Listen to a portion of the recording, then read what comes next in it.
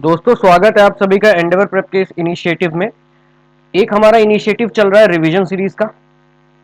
हम लोग एक इनिशिएटिव चला रहे हैं रिवीजन सीरीज का। रिवीजन सीरीज में क्या हो रहा है कि हम लोग इंपॉर्टेंट पॉइंट्स को लक्ष्मीकांत के सामने ही, लक्ष्मीकांत को खोल करके ही डिस्कस कर ले रहे हैं। ये वाला जो सीरीज होने वाला है, ये वाली जो सीरीज है वो क्वेश्चन सॉल्विंग एप्टीट्यूड पर है। ये काफी ज्यादा डिमांड आ रही थी, पर्सनल लेवल पर भी बहुत मैसेजेस आ रहे थे कि जो जिस तरीके से हमने पिछले 69th बीपीएससी के क्वेश्चन को जिस तरीके से हमने एलिमिनेशन से सीखा है, उसी तरीके से अदर क्वेश्चन को भी किया जाए और उस सीरीज को कंटिन्यू किया जाए। तो मेरे ख्याल से ये क्वेश्चन लाने का एक सही टाइमिंग माना जाएगा। क्यों माना जाएगा? क्योंकि ये ऑलरेडी जो भी हम इस लेक्चर में देखने वाले हैं, ठीक है, इस लेक्चर में जो कुछ भी होने वाला है वो ऑलरेडी हम लोग कवर कर चुके हैं। वो ऑलरेडी हम लोग कवर कर चुके हैं और उससे रिलेटेड क्वेश्चंस आज यहाँ पर हम लोग देख रहे हैं। और इस क्वेश्चन में भी हम लोग ट्राई करेंगे कि नॉलेज प्लस गेसवर्क, ठीक है, यानी कि एलिमिनेशन लगा करके सॉल्व कर पाए। तो यहां पर देखो पहला क्वेश्चन क्या है, और यहां पर फिर से मेरा वही रहेगा भाई, थीम क्या, थीम के साथ चलो।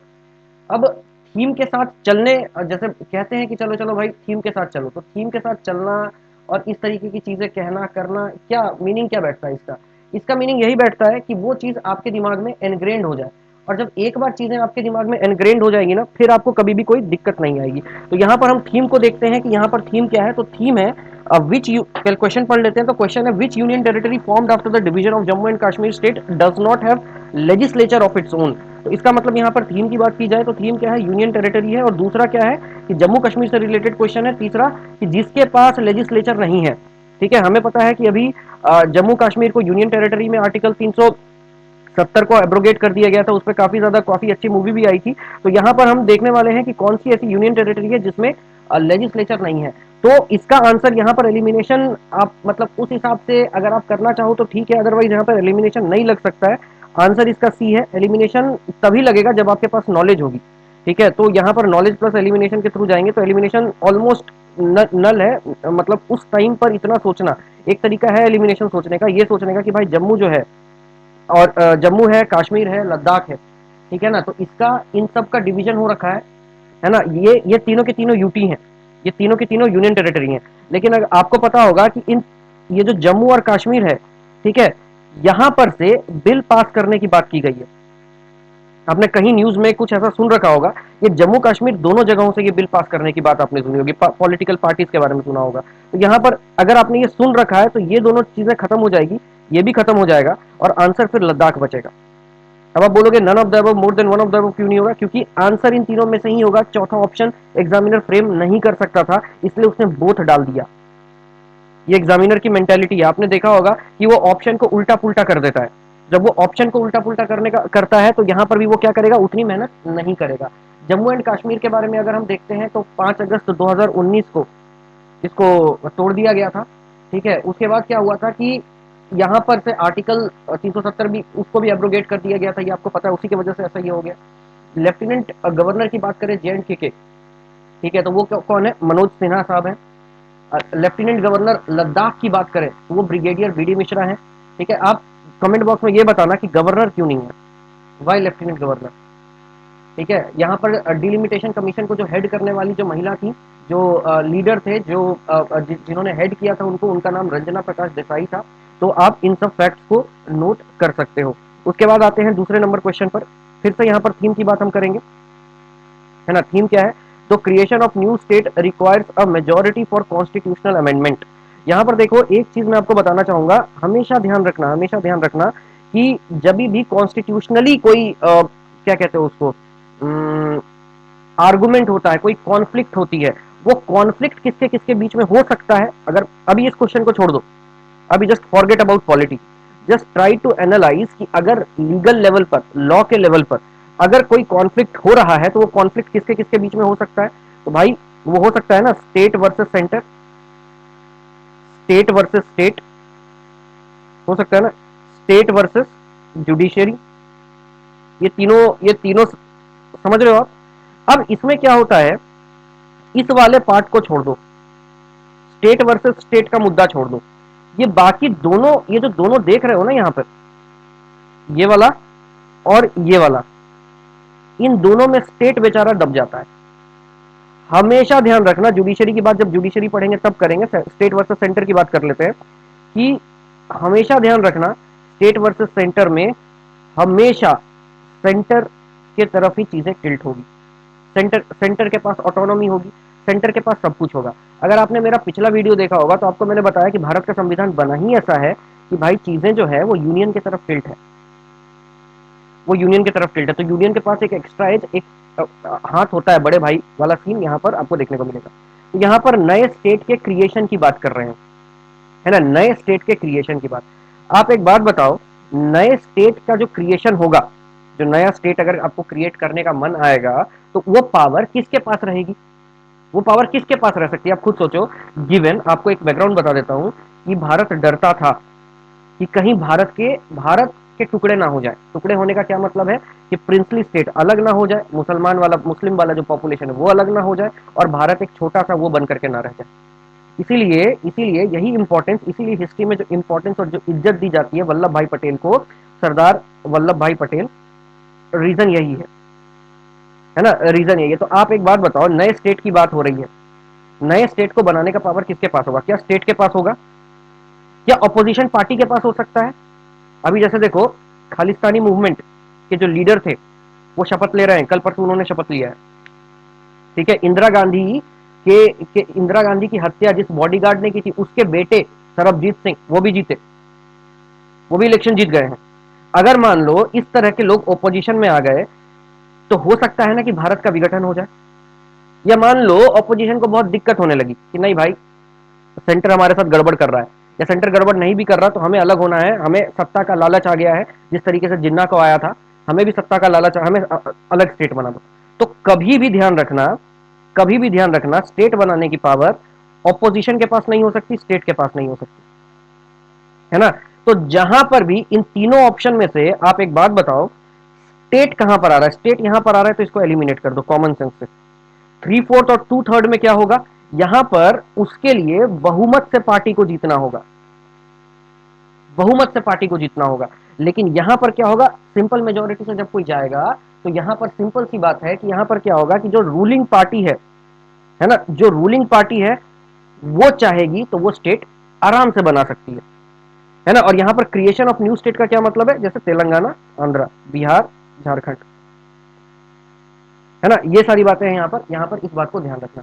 आर्टिकल 2-3 से मैंने डील किया है वीडियो में, आप आर्टिकल 2-3 को वहीं देख लेना, यहाँ पर मैं डील नहीं करूंगा। फिर मेजोरिटी के बारे में आपको पता होगा, सिंपल मेजोरिटी ये वाली कि 50% से ज्यादा वहां उसको वोट मिलने चाहिए।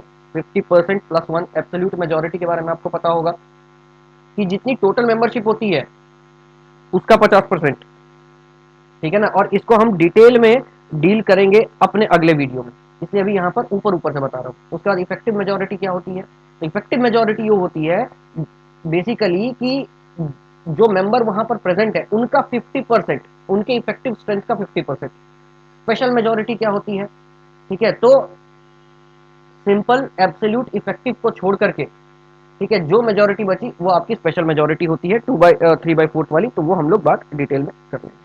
अब देखो यहां पर क्या है, which of the following characteristic is not true for the unitary form of government. अब इसका एक्सप्लेनेशन मैं नहीं दूंगा क्योंकि ये मैंने वीडियो रोक करके क्वेश्चन पूछा था आपसे, मुझे याद है कि मैंने वीडियो को रोका था, उसके बाद क्वेश्चन आपसे पूछा था कि भाई बताओ इसमें से यूनिटरी फॉर्म ऑफ गवर्नमेंट कौन सा होगा। और दूसरा, एक तो यूनिटरी बोल दिया, और दूसरा मैंने ये पूछा था कि फेडरल फीचर कौन सा होगा, जो मैंने आपको एग्जांपल ऑप्शन भी दिया था कि क्या जुडिशरी होगी, इंटीग्रेटेड जुडिशरी होगी, ये वो इस तरीके का एग्जांपल भी मैंने आपको दे रखा था। तो यहां पर मैं नहीं बताऊंगा, पर यहां पर फिर आप एलिमिनेशन से जा सकते हो, यहां पर फिर आप एलिमिनेशन से जा सकते हो। कैसे आप एलिमिनेशन से जा सकते हो, तो यहां पर क्या कह रहा है, which one of the following characteristic is not true for the unitary form of government, है ना। यूनिटरी फॉर्म ऑफ गवर्नमेंट के लिए कौन से ट्रू नहीं है। यूनिटरी फॉर्म ऑफ गवर्नमेंट कहने का क्या मतलब है कि ठीक है आपको कुछ ज्यादा पता नहीं है, लेकिन इतना तो समझ रहे हो ना भाई। और अगर मेरी वीडियो देखी है, एक बार भी देखी है, तो आप ये समझ रहे हो यूनिटरी कहीं ना कहीं यूनियन से डील करेगा, है ना। यूनिटरी क्या करेगा, कहीं ना कहीं यूनियन से डील करेगा। अब एक बात बताओ कि इसमें से पूछ रहा है कि यूनिटरी फॉर्म कौन सा नहीं हो सकता है, नहीं हो सकता है। अब यूनियन गवर्नमेंट या यूनिटरी जहां पर यूनियन स्ट्रांग है, एग्जांपल क्या है उसका, सोच सकते हो ना ऐसा, रशिया, ये भी मैंने कई बार बता रखा है, अपनी वीडियो में बता रखा है, चाइना, डील किया हुआ है। इवन की जब 69th बीपीएससी के क्वेश्चंस को डील कर रहे थे हम लोग, तो वेगनार ग्रुप में मैंने यह बताया है या कहीं तो बताया है, अच्छा यूट्यूब के वीडियो पे बताया मैंने। एक रशिया वाला एक व्लादिमीर पुतिन जो है वो ओथ सेरेमनी ले रहे थे, देखना यूट्यूब में होगा वो, तो वहां पर मैंने रशिया के बारे में बताया और शायद सीरीज में भी बता रखा है रशिया के बारे में। तो यहां पर रशिया है, चाइना है। रशिया और चाइना में डिसीजन लेने में कोई दिक्कत होती है क्या? होती है? नहीं होती है। ये एलिमिनेट हो जाएगा, ये एलिमिनेट हो जाएगा, दिक्कत नहीं होती, वहां पर तुम स्विफ्ट डिसीजन ले सकते हो। ठीक है। क्या फ्लेक्सिबिलिटी होती है वहां पर? क्या बिल्कुल होती है फ्लेक्सिबिलिटी। जो सुप्रीम लीडर चाहेगा वो जैसे चाहेगा, उसका जो मन आएगा, जैसे मन आएगा उस तरीके से अपनी पॉलिसी और उन उन सारी चीजों को वो मोड़ देगा। ठीक है। यूनिफॉर्मिटी ऑफ लॉज होता है क्या? लॉज यूनिफॉर्म होते हैं क्या? जब आप फंडामेंटल राइट की वीडियो देखोगे तो आपको मैंने डील करा है चार चीजों से: rule by law, procedure establish by law, establish by law. अगर आप इन दोनों को भी देखते हो, एक है ड्यू प्रोसेस ऑफ लॉ, ठीक है, और एक है रूल ऑफ लॉ। ये चारों बहुत ही बारीक कॉन्सेप्ट हैं, चारों को छोड़ो, अगर आप इन दोनों को भी देख लेते हो तो आपको ये क्लियर हो जाएगा कि भाई यूनिफॉर्मिटी ऑफ लॉस आंसर नहीं होगा। ये मैंने डील किया है उसमें, इसलिए यहां पर नहीं समझा रहा। तो यहां पर क्या है कि आंसर फिर बचता है सी, आइडियल फॉर लार्ज कंट्रीज नहीं होगा। भारत जैसे कंट्रीज के लिए, या रशिया जैसे कंट्रीज के लिए, या चाइना जैसे कंट्रीज के लिए आइडियल नहीं है यूनिटरी फॉर्म ऑफ गवर्नमेंट। क्यों नहीं है यूनिटरी फॉर्म ऑफ गवर्नमेंट? देखो रशिया टूट गया, दो पॉलिसीज चली थी, ग्लासनोस्ट एंड पेरेस्ट्रोइका, है ना। तो वो अचानक क्या होता है कि इस तरीके की कोई पॉलिसी आ जाती है, लोगों को पसंद नहीं आती, संभल नहीं पाता। इवन मैंने आपको शायद ऐप में ये बता रखा है कि किस तरीके से चाइना का स्ट्रक्चर ब्रिटल है ना, किस तरीके से चाइना का स्ट्रक्चर ब्रिटल है। अपना क्या है, सिंथेसिस है। चाइना में एक स्ट्रक्चर, अगर एक खांचा गड़बड़ होता है ना, तो पूरा का पूरा वो सिस्टम कोलैप्स होने का डर रहता है। इसलिए लार्ज सिस्टम के लिए, लार्ज पार्टी के लिए ये चीजें सही नहीं है। अब देखते हैं यहाँ पर क्वेश्चन है, अगला क्वेश्चन है, which one of the following state was never granted special status. अरे भाई, ये तो खैर इसमें कोई हम लोग मतलब डिस्कशन ही बेकार है, क्योंकि नीतीश कुमार तो यही चाहते हैं ना। अब देख लो, बेसिकली यहाँ पर स्पेशल कैटेगरी स्टेटस के बारे में कुछ देख लो। तो जो स्पेशल स्टेटस कैटेगरी होता है वो सेंट्रल गवर्नमेंट के द्वारा दिया जाता है, कह दो तो जीओआई के द्वारा वो चीज दी जाती है। ठीक है ना। अब ये किस लिए दिया जाता है? तो भाई ये सोशियो इकोनॉमिक डिसएडवांटेज की वजह से ये चीजें दी जाती है। ठीक है ना। यहाँ पर क्या होता है, 60 से 75% जो केसेस होता है उसमें क्या होता है कि इनको कुछ ना कुछ सेंट्रल स्पॉन्सर्ड स्कीम या कुछ ना कुछ इनको ऐसा वेटेज दिया जाता है अदर स्टेट के कंपैरिजन में। ठीक है ना। तो पहली बार जो स्पेशल स्टेटस था वो किसको दिया गया था? तो वो जम्मू एंड कश्मीर के लोगों को दिया गया था। ठीक है ना। जम्मू कश्मीर, आसाम और नागालैंड में 1969 में ये चीजें दी गई थी। बाद में 8 और देश को इंक्लूड कर दिया गया था, जिसमें मोस्टली नॉर्थ ईस्टर्न स्टेट आते थे और हिमाचल प्रदेश भी आता था। ठीक है। जम्मू और कश्मीर को आर्टिकल 370 के तहत इसको दिया गया था, ये हम लोग पढ़ने वाले हैं। ठीक है, इस चीज को हम लोग पढ़ेंगे। ठीक है, 370 के तहत इसको ये सारी चीजें दी गई थी। लेकिन अब यहां पर क्या होता है कि जो स्पेशल कैटेगरी स्टेटस है वो यहाँ पर स्क्रैप हो गया है। अब यहाँ पर जो नेशनल डेवलपमेंटल काउंसिल के बारे में सुना होगा आपने, ये भी हम लोग डील करेंगे अभी अगले वीडियो में, शायद यही आने वाला है, यही वाला टॉपिक शुरू होगा। तो नेशनल स्टेट सेंटर वाला, तो नेशनल डेमोक्रेटिक डेवलपमेंट जो काउंसिल है, ठीक है ना, तो वो क्या होता है, वो डिसाइड करता है, वो चेक करता है, वो एग्जामिन करता है weather a state should go with special status और नॉट। तो ये सारी बातें हैं। अब देखो 5th नंबर क्वेश्चन पर हम लोग आते हैं। यहां पर क्या है, after independence in which year were the Indian states recognized on linguistic basis, है ना, ये कब हुआ था? ये बस एक बार हुआ था, ये बस एक बार हुआ था। तो बेसिकली ऐसे 3 कमेटियां यहाँ पर रखी गई थी। और अगर 3 कमेटियों की बात करें तो यहाँ पर देखो फजल अली कमेटी थी एक। ठीक है, फजल अली कमेटी को बनाया गया था 1955 के आसपास, है ना। फजल अली कमेटी को बनाया गया था 1955 के आसपास। 2 मेंबर थे, पनिक्कर थे और कुंजरू थे। तो उन्होंने ये बोला था कि जो स्टेट का रीऑर्गेनाइजेशन है, ठीक है, स्टेट का जो रीऑर्गेनाइजेशन है वो बेसिकली एक लिंग्विस्टिक ग्राउंड पर हो सकता है, अनटिल अनलेस वो सिक्योरिटी, सोवरेंटी, एडमिनिस्ट्रेशन को वो मतलब वो अपहेल्ड कर दे। ठीक है ना। तो ये सारी चीजें आपको मिल जाएंगी। अभी देखो ये जो मैंने बात की है कमेटी के बारे में, वो भी वीडियो में डील किया हुआ है। ये सारे क्वेश्चन अगर आप वीडियो भी देख लोगे ना मेरा एक बार, एक बार आप देखना, आप खुद चेक करो, सारी चीजें यूट्यूब पे है। अगर नहीं होगा तो कमेंट करो, we are open to comments, है ना, हम लोग कमेंट के लिए ओपन है। अगर ये चीज ये आपको नहीं मिल रही है तो आप फिर बताना, कुंदरू कमेटी ये वो, ये आपको जेवीपी कमेटी अगर आपको नहीं मिली, फर्स्ट वाली ये वाला, तो अगर आपको नहीं मिला तब आप बताना। और इसमें मैंने एक फैक्ट भी बताया था आपको, ठीक है, वो फैक्ट क्या है, अगर आपने देखी है वीडियो तो कमेंट बॉक्स में कमेंट करो, आंसर इसका ही होता है, ठीक है। और ये डायरेक्टली क्वेश्चन वहीं से आया है, ये डायरेक्टली क्वेश्चन, अगर आपने वो वीडियो देखी होगी तो आप इस क्वेश्चन को सॉल्व कर पाओगे। उसके बाद है what is the nature of Indian constitution, ठीक है।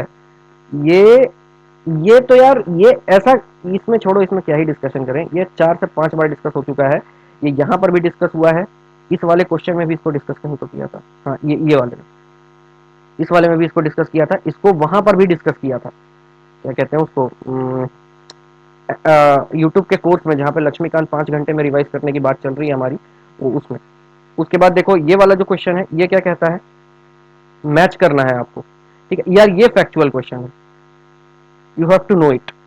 आप अगर करते हो तो आप इसको सही मार्क कर दोगे, अगर आपको अगर नहीं पता है तो आप इसको सही मार्क नहीं कर पाओगे। तो यहाँ पर आंसर बी है कि पहला का ए होगा, ठीक है, दूसरा का क्या होगा, दूसरा का सी होगा, और तीसरा का बी होगा।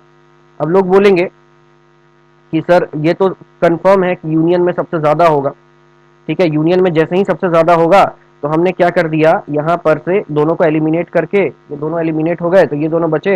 अब इन दोनों में से हमको देखना है कि स्टेट और कंकरेंट में से तो स्टेट का ही ज्यादा होगा, कॉमन सेंस है, ठीक है, बिल्कुल कॉमन सेंस है, बिल्कुल कॉमन सेंस है, आप मार सकते हो एलिमिनेशन से भी, लेकिन यहाँ ऑप्शन है ना नॉट देयर।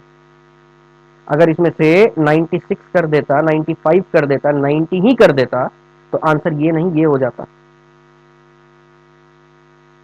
है ना। इनमें से इन लोगों का कोई भरोसा नहीं है, ठीक है ना, इन लोगों, इसलिए एग्जैक्ट पता हो ऐसे क्वेश्चन को, अगर एग्जैक्ट पता है तभी मारो, ठीक है ना। अगर यूनियन लिस्ट का कुछ है ही नहीं तो none of the above, more than one of the, none of the above तो हो जाएगा ना भाई आंसर।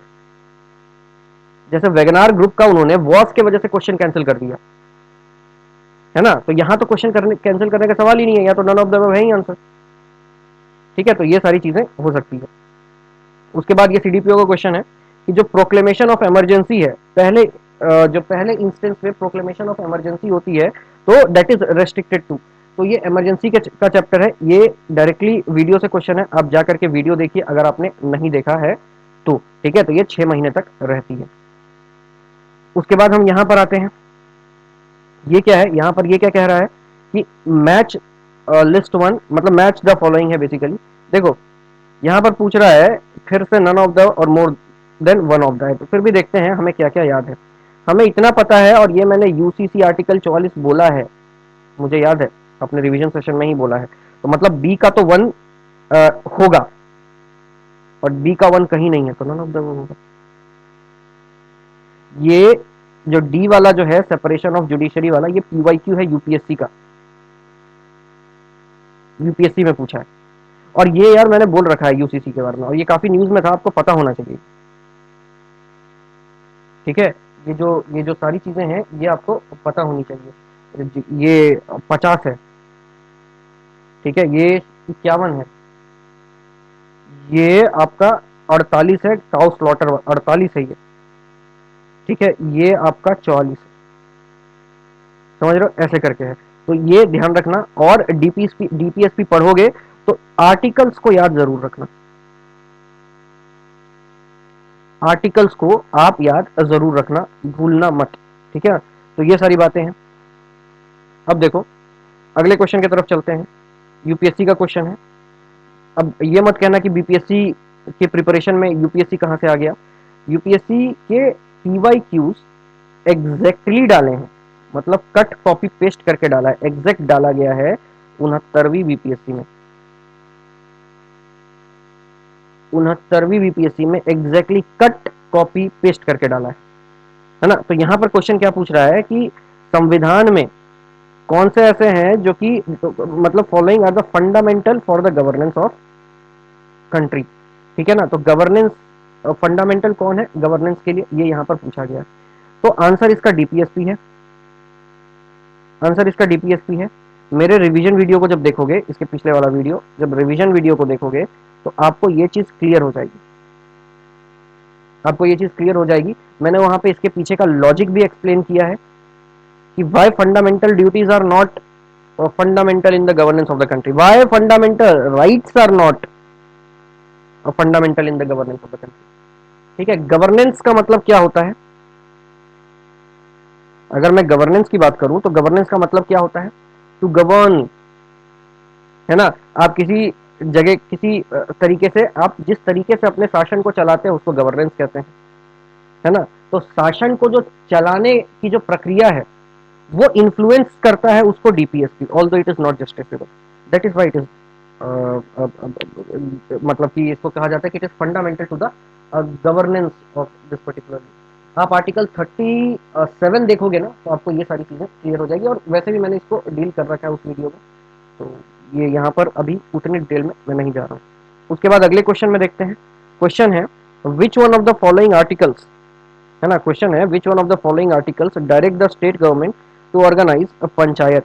ये कहाँ का क्वेश्चन है? ये फिर से डीपीएसपी का क्वेश्चन है। अब देखो आपको इस पीवाईक्यू को लगाने से क्या समझ में आ रहा है कि यहां पर डीपीएसपी का क्वेश्चन है, यहां पर भी डीपीएसपी का क्वेश्चन है, यहां पर भी डीपीएसपी। चलो ये वाला क्वेश्चन छोड़ते हैं क्योंकि ये यूपीएससी में है, चलो छोड़ दिया, ये तो बीपीएससी का है। ठीक है, उसके बाद यहां पर नहीं है, तो एक क्वेश्चन, दो क्वेश्चन, यहां नहीं है, तीन क्वेश्चन। अभी ये जो यहां पर जो आने वाले जो तीन क्वेश्चन है वो हमने क्या देखे हैं? वो डीपीएसपी, अभी और आने बाकी है इस सीरीज में। अभी हम पूरे क्वेश्चंस को डील करेंगे, हमने बस 69वीं को किया था ना, लेकिन इस सीरीज में हम पूरे उसको करेंगे। वो तो पैरेलल चलेगा ही अपना, है ना। अपना कौन सा क्वेश्चन, अपना कौन सा चलेगा? अपना वो वाला चलेगा जो चल रहा है रिवीजन सेशन वाला, साथ में ये भी चलेगा, है ना। तो आपको क्या होगा कि आप साइड बाय साइड दोनों चीजों, तीनों चीजों को लेकर लेकर के चलोगे। डीपीएसपी बहुत ही इंपॉर्टेंट टॉपिक है आपका, इस आपको इसके एक एक आर्टिकल्स याद होने चाहिए, और इसके ही नहीं, एक से लेकर के 50 तक सारे आर्टिकल्स याद कर लो, है ना। नहीं होता है तो बोलो याद करवा देंगे ट्रिक वीडियो के थ्रू, या रटवा देंगे सेशन में ही, और उसको समझते हुए आप याद करो, उसको समझते हुए आप याद करो। तो यहां पर क्या है? You have to memorize this particular thing that DPSP. अब क्वेश्चन आपसे पूछा है कि पंचायत के ऑर्गेनाइजेशन की बात किसने की है? यहां पर कोई लॉजिक नहीं लग सकता क्योंकि भाई फैक्चुअल है ना, तो ये फैक्चुअल है। तो यहां पर आंसर बी होगा, आपको मेमोराइज करना ही पड़ेगा, आपको उसको वो पूरा देखना पड़ेगा। क्वेश्चन है कि जो सुप्रीम कोर्ट है, ठीक है, क्वेश्चन है कि जो सुप्रीम कोर्ट है held at hosting national flag. अब यार यहां पर मतलब ठीक है बी आया हुआ है, बट यहां पर एलिमिनेशन लग सकता है, और ये बीपीएससी का काफी अच्छा क्वेश्चन है, ये बीपीएससी का काफी अच्छा क्वेश्चन है। कैसे अच्छा क्वेश्चन है? The supreme court has held hosting national flag.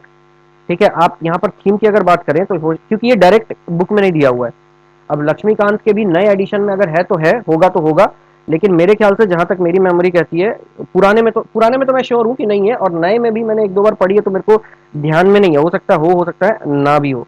तो यहाँ पर क्या है? The supreme court has held that hosting the national flag atop a private building is a fundamental right of every citizen. ठीक है, यहाँ पर ये तो बोल दिया गया है कि भाई ये झंडा फहराना, ये क्या है? ये फंडामेंटल राइट है। ठीक है, ये फंडामेंटल राइट है, ये कह दिया गया। कौन सा है वो बताना है। एक बात बताओ, जब आप कहीं झंडा फहरा रहे हो, ठीक है, तो जब आप झंडा फहरा रहे हो, when you are hosting a flag, आपके दिमाग में क्या चक्कर चल रहा है? आपके दिमाग में क्या चक्कर चल रहा है? कहने का मतलब कि आप जो हो बेसिकली, आप जो हो वो बेसिकली क्या कर रहे हो? क्या क्या चाहते हो? आप देशभक्ति शो कर रहे हो, आप पेट्रोटिज्म शो कर रहे हो। When you are showing your patriotism, या पेट्रोटिज्म छोड़ दो, फ्लैग छोड़ दो, अगर आप किसी को प्यार जता रहे हो, किसी को गुस्सा जता रहे हो, आप क्या कर रहे हो? You are expressing your feelings. ठीक है, what you are doing, you are expressing your feelings, है ना। You are doing nothing but you are expressing your feelings. When you are expressing your feelings, ये एक्सप्रेशन, राइट टू एक्सप्रेशन किसका part है? क्या equality में है? नहीं है। 21 क्या है? लाइफ है। ठीक है, 21 क्या है? लाइफ है। 25 क्या है ना? तो 25 क्या है आपका? रिलीजन है। तो ये जो चीजें हैं ये सब खत्म हो गया, तो एक्सप्रेशन का यही बचता है, इसलिए आंसर ये होगा। समझ रहे हो बात को? तो ये सारी चीजें आपको ऐसे करनी होगी। उसके बाद अगले क्वेश्चन पे चलते हैं। क्वेश्चन पूछ रहा है आपसे, यहां पर फिर से थीम की बात करते हैं। Again we will have to talk about the theme. तो यहां पर थीम क्या है भाई? In the context of India which one of the following is the correct relationship between rights and duties. ठीक है ना? In the context of India which one of the following is the correct relationship between right and duties. आपको पता है right का क्या मतलब होता है? आपका हक। ड्यूटी का क्या मतलब होता है? आपका ऑब्लिगेशन, कि आपको वो करना है। ठीक है, तो यहां पर सबसे पहले लास्ट ऑप्शन देखते हैं क्या है, कि duties not rights are important for the stability of state. अगर राइट नहीं होगा तो स्टेट स्टेबल हो पाएगा? एनार्की चलेगी, कोई कुछ भी कर देगा। खत्म हो गया ये। Rights not duties are important for the advancement of personality of the citizen. ऐसा हो सकता है क्या? नहीं हो सकता। Rights are personal and hence independent of society and duties. ठीक है, rights are personal and hence independent of society and duty. Rights यार सोसाइटी से इंडिपेंडेंट हो सकती है क्या? खुद सोचो, आर्टिकल 17 क्या कहता है? आर्टिकल 17 क्या कहता है? राइट है वो भी एक तरीके का। वो क्या कहता है कि भाई अनटचेबिलिटी वाली बात कहता है वो। तो जब वो अनटचेबिलिटी बात वाली बात वो कह रहा है, इसका मतलब क्या? इसका ये मतलब बैठ रहा है, अनटचेबिलिटी कौन करता होगा उसके साथ? समाज ही करता होगा ना। सोसाइटी से कैसे वो अलग हो सकता है? ये भी गया तो आंसर ये होगा। ठीक है, तो आज की इस वीडियो को यहीं पर रोकते हैं। मिलते हैं अगले वीडियो में अगले क्वेश्चंस के साथ। अब तक बने रहने के लिए धन्यवाद।